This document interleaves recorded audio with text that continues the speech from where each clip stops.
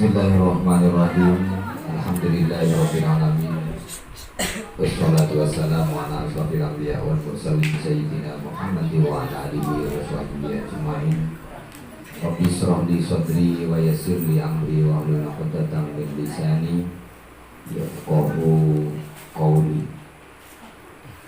Qala Allahu ta'ala fil Qur'anil 'azim.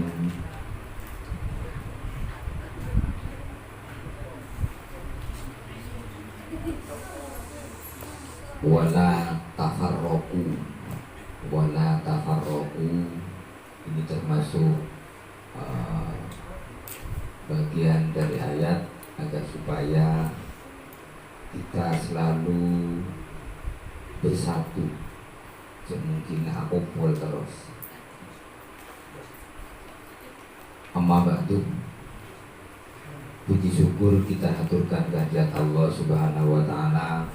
Pada malam ini kita diberi rahmat oleh Allah, diberi kenikmatan oleh Allah, sehingga bisa berkumpul, bisa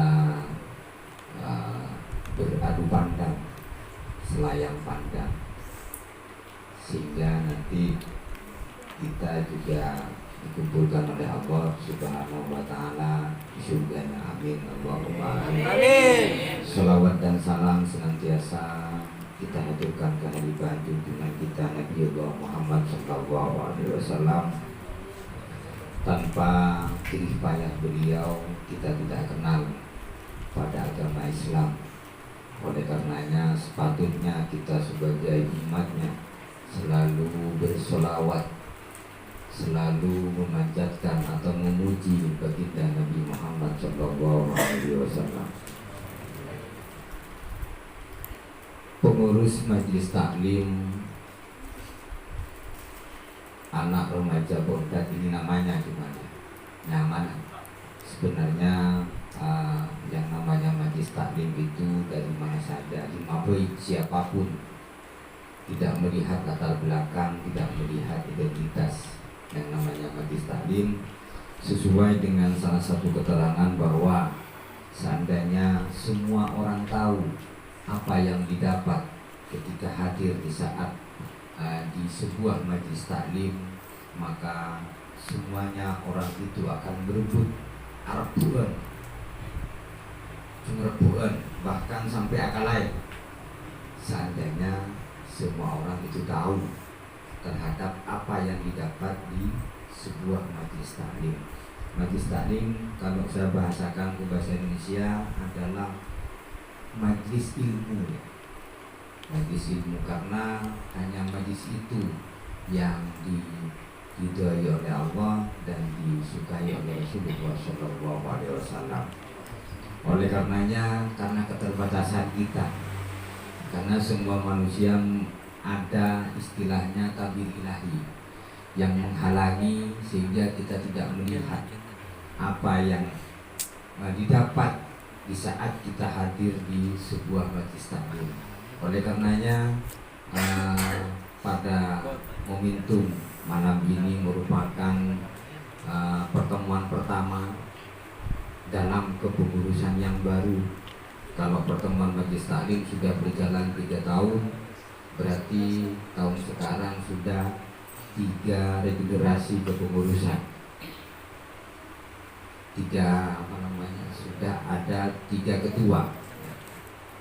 Mantan ketua 2 orang mantan ketua, kemudian yang sekarang yang baru yang masih aktif sampai sekarang. Terus kemudian selanjutnya ada beberapa hal yang perlu juga saya sampaikan dalam kesempatan ini berkaitan dengan kenapa saya kok semangat ya di saat malam Jumat, tapi jangan diartikan negatif ya. Semangat setiap malam Jumat selalu hadir di Majelis Taklim Arebon ini dikarenakan bedanya orang dulu dengan sekarang. Bedanya orang Lombok dan orang Kene sebenarnya tidak ada bedanya. pada akan nasib. Pada manusia. Yang membedakan orang dulu dengan orang sekarang. Orang dulu banyak yang sakti-sakti. Mun sekene banyak. Iya, banyak tak sakti. Kenapa kok bisa seperti itu? Ternyata orang dulu sering lapar. Jarang kenyang. Bahkan tak pernah kenyang kalau orang dulu. Mun orang satya, satalam ke TV. Itu bedanya ya. Maksudnya jangan diartikan lapar atau makan nasi atau ikan. Bukan itu maksudnya ya. Jadi kita sebenarnya dituntut agar supaya minimal kualitas keimanan kita kepada Allah, minimal kualitas ilmu yang kita miliki itu melampaui atau minimal sama dengan orang-orang dulu, dengan cara kita harus selalu lapar. Maksudnya lapar. Yang dimaksud dengan lapar di sini adalah lapar terhadap ilmu, haus terhadap ilmu. Sehingga dengan kita lapar dan selalu haus terhadap ilmu, maka kita selalu belajar. Tantangan di zaman sekarang adalah teknologi. Teknologi dulu nggak ada HP, nggak ada TV, nggak ada laptop dulu. Tapi sekarang luar biasa tantangannya, sehingga itu semua harus kita lawan, harus kita barengi dengan ilmu yang mumpuni yang harus kita miliki. Karena dengan ilmu kita bisa membedakan mana yang hak, mana yang batil, mana yang benar, mana yang salah. Dengan ilmu kita bisa membedakan mana yang solehah dan mana yang soleh. Tanpa ilmu semuanya tidak bisa kita membedakan. Yang kepada ya, yang ke sama. Oleh karenanya harapan saya ke depan, bagaimana Majelis Taklim Malimpung ini harus lebih baik, sehingga nanti diatur sedemikian rupa apa yang sudah disepakati kita ikuti bersama. Kemudian ada hal-hal yang kurang baik dari tahun-tahun sebelumnya, kita benahi tahun sekarang ke depan. Jadi mulai tahun ini kita benahi mana kelemahan di tahun kemarin atau yang dianggap berat. Mun yang keberat perjalanan Arebon kemarin itu dijadikan ringan. Contoh gampangnya ya. Setiap kali masukan yang masuk ke saya itu tentang pertemuan setiap malam Jumat berkaitan dengan konsumsi. Oleh karenanya ke depan disetting seminimal mungkin sehingga tidak memberatkan. Karena inti dari pertemuan itu sendiri sesuai dengan ayat Al-Quran tadi, fala tafarraqu. Jangan apesaran dan bahasa Jawa. Kita diperintah oleh Allah selalu berkumpul. Disuruh aku ulung terus. Jangan di rumah saja, bahaya di rumah saja. Jadi perintah aku.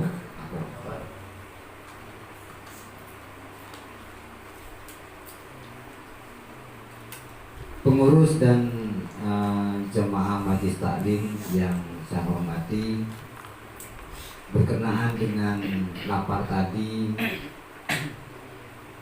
kebanyakan orang sekarang merasa kenyang, tak terus hasil, tidak mau belajar, merasa ilmunya sudah cukup. Padahal ketika ilmu itu dinilai ternyata nggak seberapa ilmu yang kita miliki, sehingga Rasulullah SAW menyampaikan bahwa thalabul ilmi faridatun ala kulli muslimin wa muslimatin. Dan juga diwajibkan mencari ilmu minal mahdi ilal lahdi, mulai lahir sampai mati. Jadi ini merupakan sebuah metode yang dipakai oleh Imam Nawawi. Imam Nawawi dulu ada invasi ya, tentara Tartar. Serang tentara Tartar, semua umat Islam habis potong pes ya oleh tentara Tartar. Bahkan ilmu kitab-kitab ya, kitab-kitab yang sudah tersusun rapi itu dibuang ke sungai. Pada saat itu Imam Nawawi tidak mendaftar menjadi tentara, menjadi pasukan jihad. Beliau masih mudanya berinisiatif untuk belajar, untuk selalu belajar. Karena pemikiran Imam Nawawi, kalau dirinya mendaftar jadi tentara, melawan tentara Tartar, itu nggak mungkin seberapa perlawanannya. Lebih baik beliau memilih jihad dengan cara belajar, menimba ilmu agama. Ternyata saat ini terbukti apa yang dilakukan oleh Imam Nawawi, kita bisa kenal, kita bisa memahami agama yang sebenarnya. Tidak hanya agama secara luar-luarnya saja ya, tapi kita mampu memahami apa sebenarnya isi yang terkandung di dalam ajaran agama Islam. Ternyata ajaran agama Islam adalah ajaran yang rahmatan lil alamin. Status kita sama di hadapan Allah Subhanahu wa taala. Yang membedakan kita bukan paras, bukan harta, melainkan keimanan yang ada dalam hati kita masing-masing. Itu yang membedakan kita di hadapan Allah Subhanahu wa taala. Kemudian langkah seperti ini juga dialami oleh Sayyidina Umar bin Khattab ya. Sayyidina Umar ketika galau Pak Kumpul, pemuda-pemudi Pak Kumpul. Sayyidina Umar galau Pak Kumpul pemudi. Oleh karenanya jamaah majlis taklim ini jangan kecil hati oleh dunia teh. Tidak boleh kecil hati, harus selalu mempunyai himmah, mempunyai semangat, mempunyai cita-cita yang tinggi. Beliau Sayyidina Umar ketika sudah galau, makumpul pemuda dan pemudi sering bermusyawarah minta ide, dalam arti pemikiran-pemikiran yang ada di kaum pemuda dan pemudi itu digali oleh Sayyidina Umar. Jadi seorang pemuda dan pemudi jangan kecil hati, anak-anak seperti itu, jangan seperti itu. Jadi mulai sekarang harus ditanamkan yang namanya himmah. Kelemahan kita dengan orang dulu di himmah, semangatnya kurang. Kalau orang dulu tidak merasa alim, tak apa merasa andi ilmu, jadi selalu dapat, selalu belajar seperti itu. Tahu komputer, ajar lainnya. Tahu akuntansi, belajar ilmu lainnya. Karena ilmunya Allah itu luas. Tak cukup ranting-ranting dijadikan pena, air lautan dijadikan tinta, dedaunan dijadikan kertas. Itu tidak cukup untuk menulis ilmunya Allah Subhanahu wa taala. Oleh karenanya jangan merasa sudah cukup dengan ilmu yang dimiliki, akan tetapi harus selalu merasa lapar dan haus tentang ilmu pengetahuan. Modalnya apa? Pertama himmah. Kemudian setelah himmah dikitim, bersungguh-sungguh, panggonongku. Terabine tak panggonongku, tak ngono. Terus kemudian terus oke tak usaha, jangan berharap. Jadi apapun kalau dijalani dengan himmah dan bijidin, punya iktikat ya, terus kemudian dibarengi dengan kesungguhan, ongko-ongko pasti itu. Tidak 100%, mungkin 90 atau 80% ya. Oleh karenanya mumpung masih masih muda, terus kemudian mudi, jangan terlena di masa mudanya, karena masa muda itu sebentar, sangat kecil. Saya prediksi 10-20 tahun ke depan pasti ada yang jadi pemimpin. Kalau tidak ditata mulai sekarang, tak dibenahi mulai sekarang, ngantuk semua itu pemimpin, berbahaya. Oleh karenanya mulai sekarang harus ditata secara rapi, baik secara jiwa, perjalanan mujahadatun nafsi istilahnya. Secara rohani juga ditata, secara jasmani juga ditata.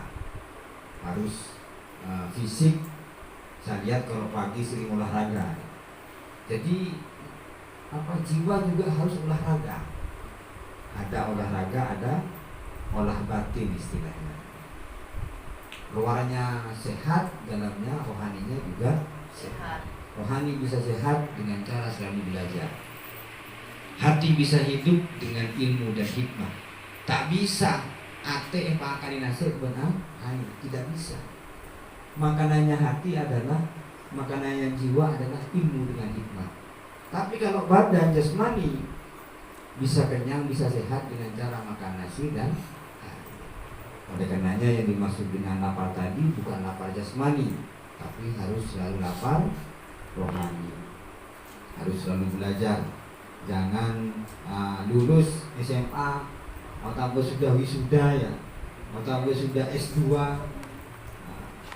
terus kemudian sudah merasa cukup ilmu yang dimiliki, itu harus dibuang atau sabur ilmu damari ya.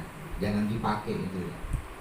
Jadi yang harus ditanamkan dalam diri kita masing-masing, kita diperintah oleh Rasulullah belajar mulai lahir sampai mati. Mau belajar apa terserah, bebas ya. Bebas. Seumpamana alim fikih tentang ilmu agama, belajar tasawuf.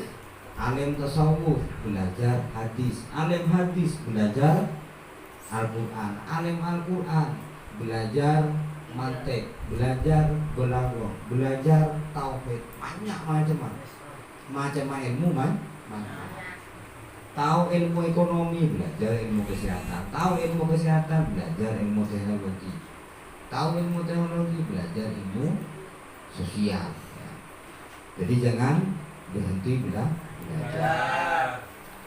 10-20 tahun yang akan datang, di antara yang hadir saat ini pasti ada yang jadi pemimpin. Oleh karenanya mulai saat ini, mulai sekarang ditata, dibenahi ya. Mana kelemahan, mana kekurangan dirinya masing-masing itu dibenahi. Terus kemudian potensi yang ada dalam dirinya itu digali. Kalau saya gambarkan keres ya, pusaka biasanya kan beda pamor yang dalam, beda pamor timbul. Bagaimana nanti pamor itu bisa timbul keluar? Paham maksudnya ya? Ngerti maksudnya? Tak arti. Ada contoh, nasi kita keres kan beri contoh nah. Di keres itu pamor, ada pamor yang dalam tak muncul, terus kemudian ada pamor yang keluar. Beri keluar pamor nah. Jadi timbul, pamornya timbul. Maksudnya apa? Potensi yang ada dalam diri kita masing-masing itu harus digali, dimunculkan. Aceh erap ya, andi pengetahuan erap karena diri ya. Terus kemudian tidak punya pengetahuan apalagi tidak pamurna berarti girang, ya kan? Mau tidak pamur kan girang. Sebenarnya pamurna keres, terus kemudian gulu atau tidak pamurna. Lating ada di pamor, kita cuma kan tadi pamor, sehingga tidak dijadikan pusaka. Ya mungkin itu ya yang bisa saya sampaikan. Jadi setelah ini sudah dirembuk bareng, dimusyawarahkan mana yang terbaik nanti kita sepakati bersama, kemudian kita lakukan bersama. Paham maksudnya ya? Contoh, saya ambil contoh seperti ini. Kita bertuhan kepada Allah Subhanahu wa taala. Semuanya bersyahadat. Baca syahadat asyhadu an la ilaha illallah wa asyhadu anna Muhammadar Rasulullah. Akan tetapi kelakuan kita menyalahi dari syahadat kita.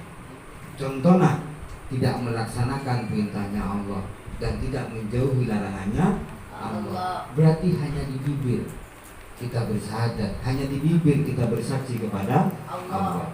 Kenapa? Karena tidak masuk ke dalam hati. Ilmu atina ingkar kepada Allah. Soalnya lalai tidak melaksanakan perintahnya Allah dan lalai tidak menjauhi larangannya. Oleh karenanya pada malam ini merupakan awal ya, perdana kepengurusan baru 1442 Hijriah 43 2 tahun berarti 44-nya 42 43 ya 43 aja 2021 ke 2023 2 tahun nanti apa namanya oleh 2 tahun ganti oleh regenerasi sehingga nanti apa namanya bisa menjadi pemimpin organisasi dulu, setelah itu menjadi pemimpin yang lebih luas lagi. Itu harapan ke depan. Terus kemudian hal-hal yang dianggap berat perjalanan kemarin itu dikurangi berkenaan karena masukannya kebanyakan dari tentang konsumsi. Jangan dibuat berat, maksudnya yang wajib hanya air saja. Yang wajib hanya air, tak usah lain-lain lah, tak usah angkatan lain. Terus kemudian ada yang punya hajat ya dipersilakan, bebas ya. Kalau tidak punya air tidak apa-apa, air paham ya? Jadi mungkin itu yang saya sampaikan, kurang lebihnya saya mohon maaf. Saya akhiri. Assalamualaikum warahmatullahi wabarakatuh. Waalaikumsalam warahmatullahi wabarakatuh.